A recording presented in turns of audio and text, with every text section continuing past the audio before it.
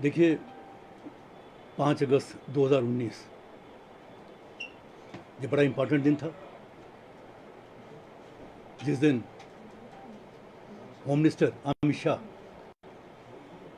उन्होंने लोकसभा और राज्यसभा में अनाउंस किया कि हम 370 तोड़ रहे हैं, 35 से तोड़ रहे हैं। और जो बाकी स्पीच में उन्होंने कहा, दो बातों में उनका फोकस था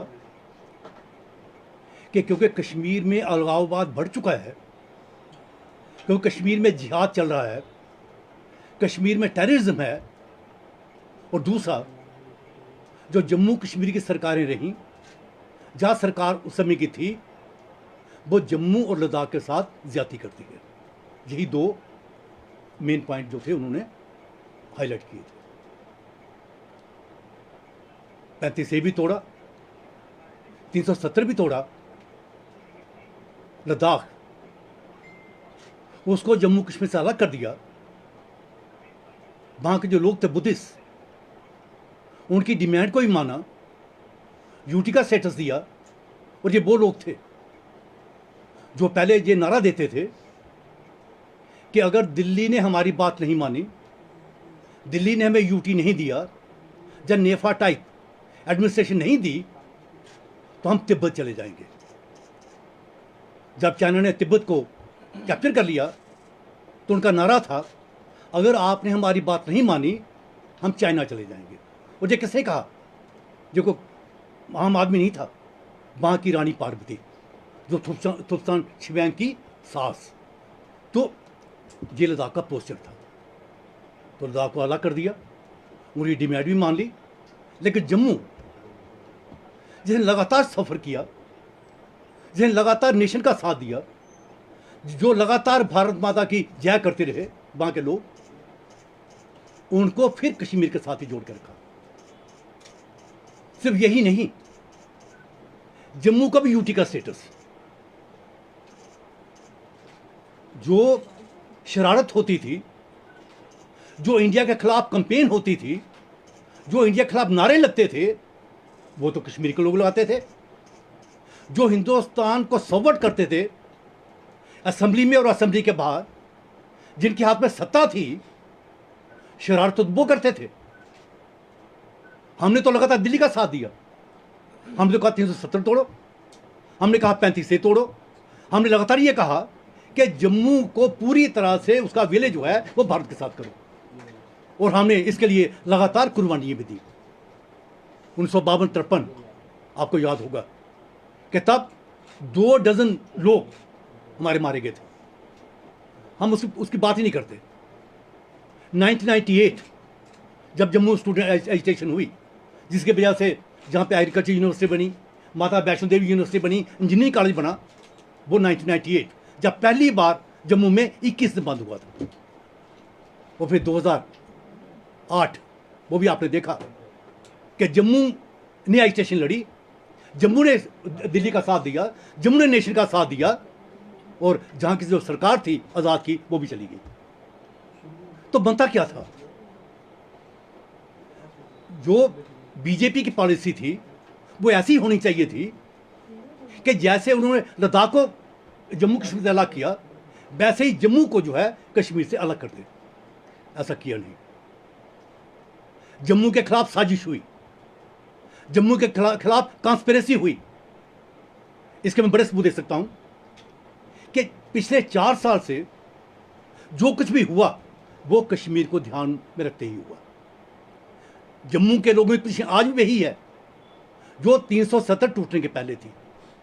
आज भी जम्मू के बच्चों को नौकरी नहीं मिलती है, आज भी जम्मू में डेवलपमेंट नहीं होती है, आज भी जम्मू पानी के लिए जो है तरस रहा है, आज भी जम्मू में बिजली जो है वो नहीं होती है। और आज भी आप देखते हो, जब आप चलते हो ये उधमपुर के आगे, रोज एक्सीडेंट होते हैं क्योंकि सड़कें नहीं हैं।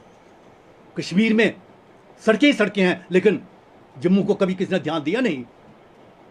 तो हमारी सोच ये थी कि बीजेपी की सरकार दिल्ली में वो जम्मू की कंट्रीब्यूशन, जम्मू की सैक्रिफाइसेस उनको ध्यान में रखेगी, उनको अप्रिशिएट करेगी, और कश्मीर से जम्मू को अलग करके उसे स्टेटहुड का स्टेटस देती, और फिर वहां पे इलेक्शन कराने की बात करती। ऐसा तो हुआ नहीं।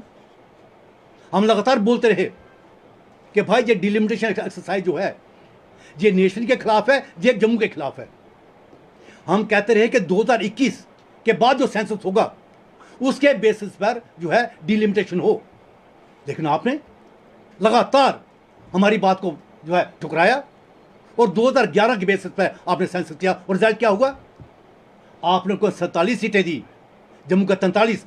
मीन्स आपने फिर कश्मीर का गलबा जम्मू पर बना रहे, आपने वैसी ही शरारत की। और अब इलेक्शंस की बात कर रहे हैं कि जहां पे इलेक्शन जल्दी से जल्दी होने चाहिए। भाई इलेक्शन किस लिए होने चाहिए? आप किनको सत्ता देना चाहते हो? आज अगर आप इलेक्शन करवाओगे, कोई भी कुछ बोल ले, कश्मीर में 47 सीटें हैं और वो एक तरह की सीटें हैं। आप मेरी बात को समझ रहे हो? वहां पर एक भी नॉन हिंदू जो है वो नहीं जीत सकता है। वहां पर कौन जीतेगा फिर? जिनको आप बोलते हो अनपॉपुलर, गुपकार वाले, वो चाहे फारूक अब्दुल्ला हो, उमर अब्दुल्ला हो, या महबूबा मुफ्ती हो, या दूसरे लोग, बुखारी जैसे लोग, लोन जैसे लोग, जीतेंगे तो वही, क्योंकि वहां पर 47 सीटें हैं ही वैसी। तो 90 के हाउस में 47 सीटें बोले जाएंगे तो पावर किसके पास जाएगी? पावर उन्हीं के पास जाएगी जिन्होंने 1947 से लेकर लगातार 2018 तक, 2018 में महबूबा मुफ्ती की सरकार गिरी थी, 1947 से लेकर 2018 तक ये वही लोग थे जिन्होंने इंडियन स्टेट को सबवर्ट किया, जिन्होंने कश्मीर में ऐसे हालात पैदा कर दिए कि वहां का जो हिंदू समाज, सिख समाज, डोगरा समाज जो है वो कश्मीर छोड़ के जम्मू में आ जाए या कहीं बाहर चला जाए। वही लोग जिन्होंने पाकिस्तान और चाइना के काज को जम्मू कश्मीर में प्रमोट किया, जो ओपनली बोलते हैं पाकिस्तान के साथ बात हो। फारूक ने यहां तक बोला कि 370 के हम चाइना की तरफ देखेंगे, और महबूबा क्या बोलती है वो सबको पता है। तो मीन्स आप इलेक्शन करवा के आप सत्ता उनको वापस दे देना चाहते हो जिनकी वजह से आपने 370 तोड़ा, जिनकी वजह से आपने 35 से 1 को तोड़ा, जिसकी वजह से आपने जम्मू कश्मीर को यूटी बना दिया। तो हमारा जब मानना है कि अगर आप इलेक्शन करवाओगे, सत्ता उनके पास जाएगी और वो बतला देंगे। वो बोल भी रहे हैं, अगर आप उनकी स्टेटमेंट्स देख लो, वो चाहे 20 जून की स्टेटमेंट हो, चाहे 4 जुलाई की स्टेटमेंट हो, क्या कहा उन्होंने कहा है हम जो इस बार इलेक्शन लड़ रहे हैं ये सत्ता के लिए नहीं, हम ये जो इलेक्शन लड़ रहे हैं ये पावर के लिए नहीं, हम ये जो सत्ता लड़ रहे हैं ये बिजली, पानी, सड़क के लिए नहीं। हमारे इलेक्शन के मुद्दे होंगे सेंटिमेंटल,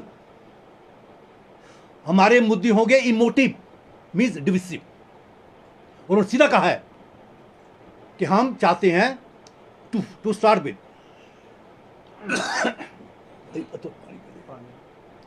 विद कि जो स्टेटस जम्मू कश्मीर का 5 अगस्त 2019 तक था, पहले वो बहाल हो, और जब वो बहाल हो जाएगा, वो साथ ही बोलते हैं आप पाकिस्तान के साथ बात करो। साथ ही वो रोज अटैक करते हैं दिल्ली को चाइना के पॉलिसी को लेकर। तो आप उनको होम डिपार्टमेंट दे दोगे, आप उनको फाइनेंस डिपार्टमेंट दे दोगे, आप उनको रेवेन्यू डिपार्टमेंट भी दे दोगे, आप उनको लॉ डिपार्टमेंट दे दोगे, आप उनको फॉरेस्ट भी दे दोगे, और यही 5 डिपार्टमेंट्स हैं। अब मेरी बात को नोट करिए, ये वो डिपार्टमेंट्स हैं जिनको यूज करके, जिनको मिसयूज करके, जिनको एक्सप्लॉइट करके जम्मू कश्मीर की बर्बादी की गई, हिंदुस्तान को लूटा गया, जम्मू कश्मीर में आतंकवाद को बढ़ावा दिया गया, और जितने भी टेररिस्ट थे, जितने मिलिटेंट थे, किसी के खिलाफ एक्शन नहीं हुआ। ये तो अब जब ये 370 गया तो ये लोग जो हैं वो तिहाड़ में गए, उसके पहले कौन पूछ, वो तो वीआईपी थे, और जो जेलें होती थी बोल के सेफ हाइड आउट्स होते थे, वहां पर वो सिर्फ वहां से वो ऑपरेशन करते थे। तो आप वो लोग जिन्होंने कश्मीर से हिंदुओं को निकाल दिया, सिखों को निकाल दिया, डोगरों को निकाल दिया, वो जिन्होंने जम्मू की डेमोग्राफी चेंज कर दी, लद्दाख की डेमोग्राफी चेंज कर दी, और जो ओपनली बोल रहे हैं हम इलेक्शन सत्ता के लिए नहीं लड़ेंगे, हम इकट्ठे इलेक्शन लड़ेंगे, यही बोला उन्होंने कि हम इस बार इलेक्शन जो है वो एक साथ लड़ेंगे, और हमारा मुद्दा जो है वो क्या होगा, नॉट पावर बल्कि सेंटीमेंट्स।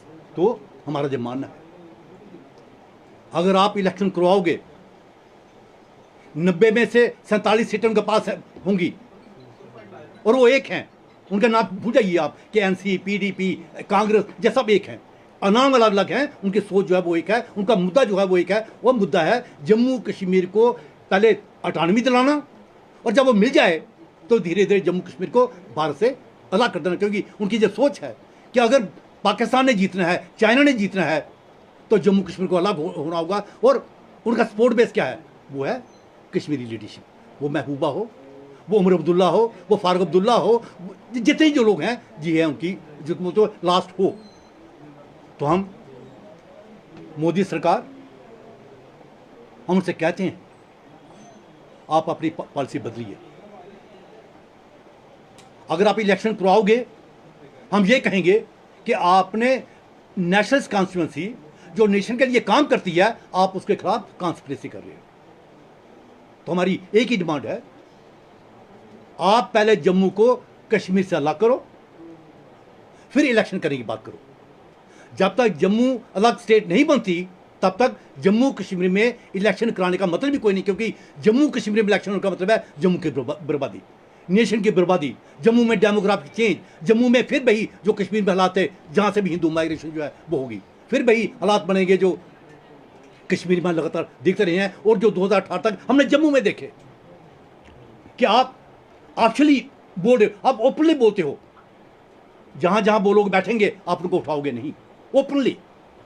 तो मोदी सरकार और कंट्री के होम मिनिस्टर अमित शाह, हम उन्हें कहते हैं आप जम्मू कश्मीर की सिचुएशन को स्टडी करिए। आपके पास ज़्यादा इंफॉर्मेशन है हमारे से। आप जम्मू को अलग करिए, जम्मू को स्ट्रेंथन करिए, उसी से कश्मीर जिहाद जो है वो डिफीट होगा। और अगर आप इलेक्शन पे इंपोज करते हो तो फिर जम्मू में एजिटेशन होगी, जम्मू में जिसको बोलते हैं पॉलिटिकल एक्सप्लोजन्स वो होंगे। जैसे मैंने कहा 52-53 में हुए, 75 में हुए, 69 में, 67 में हुए, पुंछ में 79 में हुए, जम्मू में लगातार 87 में, 2008 में, 1998 में, 2010 में। तो अगर दिल्ली की सरकार चाहती है कि जम्मू में शांति बनी रहे, जम्मू के लोग भड़के नहीं, तो उनके पास एक ही तरीका है, वो है जम्मू को जल्दी से जल्दी इमीडिएटली कश्मीर से अलग करे। उसके बाद जम्मू में इलेक्शन कराने की बात करे, जहाँ तक कश्मीर की बात है, क्योंकि हमसे जम्मू की बात नहीं करते हैं, हम कश्मीर की बात भी करते हैं। क्योंकि कश्मीर जो है, जैसे जम्मू इंडिया का इंटीग्रल पार्ट है, वैसे कश्मीर भी इंडिया का इंटीग्रल पार्ट है। कश्मीर में यूटी हो, लेकिन कैसी यूटी? Chandigarh type UT. जैसे चंडीगढ़ यूटी है ना, वैसी यूटी जो है कश्मीर में रहे। क्योंकि अगर आप दूसरी यूटी बनाते हो दिल्ली वाली या कोई हो, तो फिर पावर उनके पास जाएगी, और पावर उनके पास जाएगी तो वो स्टेट को फिर तोड़ेंगे। तो इसलिए Chandigarh type UT is the only solution to the problem in Kashmir. क्योंकि हमने कभी माना नहीं है कश्मीर प्रॉब्लम, हम तो लगातार ये कहते रहे कि प्रॉब्लम कश्मीर में है, problem in Kashmir, and the problem in Kashmir is जिहाद, जिहाद एंड जिहाद। आखिरी बात ये कहते हुए कि हमारी पेशेंस, उसको आप टेस्ट मत करिए।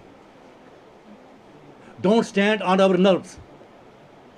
हमारी बात नेशनल है, रैशनल है, कॉन्स्टिट्यूशनल भी है। अगर आप कंट्री के स्टेटों को तोड़ के वहां पे स्टेट्स बना सकते हो, तो जम्मू तो जो बहुत बड़ा एरिया है, जहां नेचुरल रिसोर्सेज हैं, जहां एक पैसा भी दिल्ली को खर्च नहीं करना पड़ेगा, हमारा अपना सेक्रेटेरिएट है, हमारे पास अपने क्वार्टर्स है, हमारे पास अपनी रिसोर्सेज हैं, तो आप इन सारी बातों को ध्यान में रखिए। जम्मू को स्टेटहुड दीजिए, या आप अपने आप को तैयार कर लीजिए जम्मू में एक बड़ी एजिटेशन फेस करने के लिए।